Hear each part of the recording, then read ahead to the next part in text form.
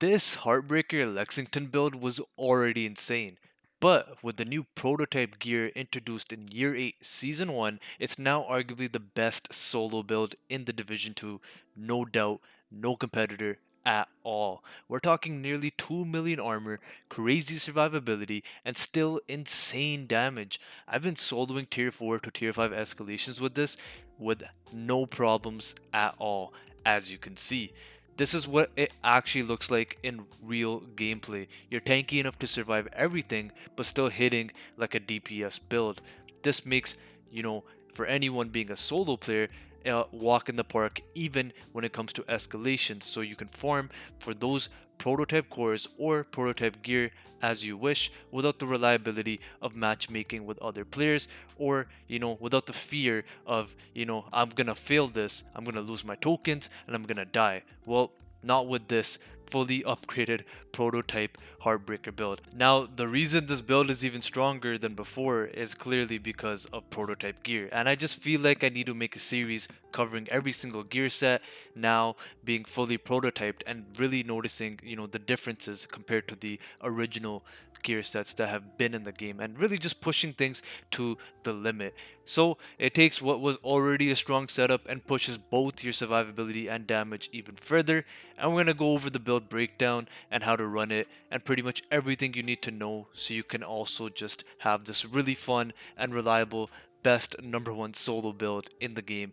So if you're excited for this video, leave a like, comment, subscribe, and let's go over the build. So I just want to start by explaining the Heartbreaker gear set itself, as this whole build revolves around it. The 2-piece bonus gives you 15% assault rifle damage and 15% LMG damage, and then the 3-piece gives you 15% weapon handling. But the 4-piece is really where it starts to shine, because you get something called a Heartstopper, where headshots apply pulse for 5 seconds, weapon hits on pulsed enemies add and refreshes a stack of plus 1% bonus armor and plus 1.1% weapon damage to pulsed enemies for 5 seconds.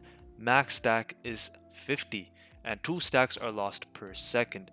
Now, in terms of the stacks, it's kind of similar to Striker. However, in this case, you need to hit the head to obtain both bonus armor and bonus damage. That's the simplest way to put it.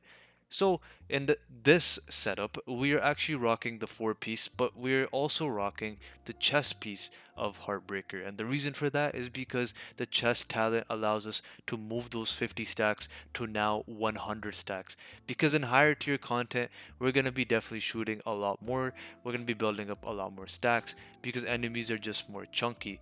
For example, in this gameplay, you can see me constantly shooting the boss in the head, and my armor is pretty much infinitely there, while my damage also peaks to about 1.5 million crits per bullet. But that isn't even the whole spill of the build itself. The reason why it's broken is because there's insane armor stacking benefits from the backpack as well. So we're not just using the chest piece, which ups our stacks from 50 to 100, but we're also using the backpack because instead of getting plus 1% bonus armor, the backpack talent gives us plus 2% bonus armor. So that's why this build is broken to begin with. There's armor stacking, there's damage scaling, and there's synergy between survivability and DPS, which is the main priority in any solo build if you've been playing this game for a very, very long time. Now, the other important thing to mention is our weapon loadout. Which weapon synergizes with this the best? And that just has to be the Lexington. The Lexington is easy to use, the damage it does is really good, and it just feels amazing. When you pair that with the talent Flatline, because we're already pulsing enemies, you're just gonna get an extra 15% bonus weapon damage, and you don't even have to worry about stacking anything for that. It's just already going to be there. How are we constantly pulsing enemies to begin with? Because like I said, Heartbreaker revolves around pulsing enemies and then being able to do more damage by building stacks to the head. That is thanks to our technician specialist that gives us the ability to have tac lasers. And those tac lasers can be equipped as a mod on your Lexington, and that basically just makes it so you can aim and always have an enemy pulsed as long as you ADS. This is an example of me doing an open road retaliation, as you guys have been seeing for the past couple of minutes, and a BTSU 9 squad was deployed, a kill squad that is known to be the most difficult, and I didn't even sweat it. I just made this look very easy, and I just, you know, had my own fun without even having to worry about staying alive or not doing enough damage. So we talked about the gear set, that's 4 pieces, but what about the other 2 pieces? Now, just for more damage, Overdogs is literally best in slot at this point if we're talking about an exotic choice that helps with DPS builds. So I am rocking Overdogs for my gloves because that just amplifies my damage by up to 30% for, once again, not even having to worry about building stacks or anything at all. It's just a damage booster, and you can see my DPS and my TTK is just really fast in some of these moments, and that is thanks to the salvo holster. I mean, I just can't wrap my head around not using this, the way it shreds through everything. Now, what does the salvo holster do? Well, it's from unit alloys, and the one piece gives you 5% rate of fire, but then the named salvo holster gives you an extra plus 5% rate of fire. So I have an extra 10% rate of fire by using the salvo holster.